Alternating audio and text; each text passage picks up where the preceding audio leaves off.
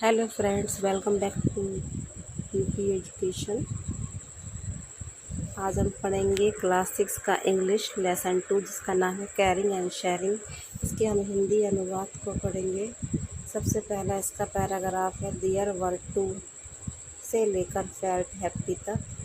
इसका हिंदी अनुवाद है, एक जंगल में दो दोस्त थे, एक आम का पेड़ और एक बरगद का पेड़। वे एक दूसरे से बातें करते और पूरे दिन मज़ा करते थे।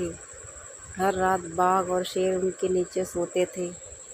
आम का पेड़ जानवरों से नफरत करता था। उसने कहा, मैं उन्हें भगा दूंगा, वे तेज दहाड़ते हैं और उनसे दुर्गंध आती है। बरगद के पेड़ ने कहा, इतने अशिष्ट ना बनो, हम पेड़ों और जानवरों को एक दूसरे की आवश्यकता है, हमें तालमेल से रहना चाहिए और एक दूसरे की मदद करनी चाहिए। आम का पेड़ अड़ियल था, वह उसकी सुनने को तैयार न था। उस रात जब जानवर उसके नीचे सो रहे थे, तब आम के पेड़ ने अपनी शाखाओं को जोर से हिलाया और तेज आवाज़ें निकाली। जानवर ने सोचा कि वो एक राक्षस था और भाग गए। आम का पेड़ हंसा और प्रसन्न हुआ। इसका अगला पैराग्राफ है, द नेक्स्ट इवनिंग से लेकर 1 तक। इसका हिंदी अनुवाद है, अगली शाम दो लकड़हारे जंगल में आए। उनके हाथों में कुल्हाड़ियाँ थीं। उन्होंने बड़ा आम का पेड़ देखा और बहुत खुश हुए। एक लकड़हारे ने कहा, दोस्त देखो कितना बड़ा पेड़ है।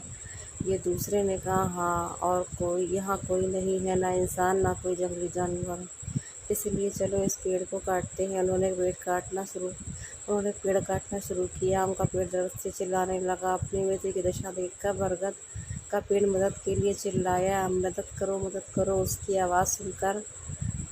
उसकी आवाज़ जंगली जानवरों ने सुन ली। वे बरगद के पेड़ की ओर भागे। जब लकड़हारों ने जंगली जानवरों को देखा, वे अपनी कुल्हाड़ियाँ छोड़कर तेजी से भाग गए। आम के पेड़ की आंखों से आंसू निकलने लगे। उसने कहा, तुम सही थे प्रिय मित्र, हमें खुश और सुरक्षित रहने के लिए एक दूसरे की आवश्यकता है। जंगली जानवर आम के पेड़ के पास गए और बोले, देखभाल करने और साझा करने से ही दोस्ती पैदा होती है। मैंने कहा था, हमें जानवरों की आवश्यकता है और अगर हम एक दूसरे की मदद नहीं करेंगे हम परेशानी में आ सकते हैं, बरगद के पेड़ ने कहा। फ्रेंड्स, वीडियो यहीं पर समाप्त होता है। Thanks for watching.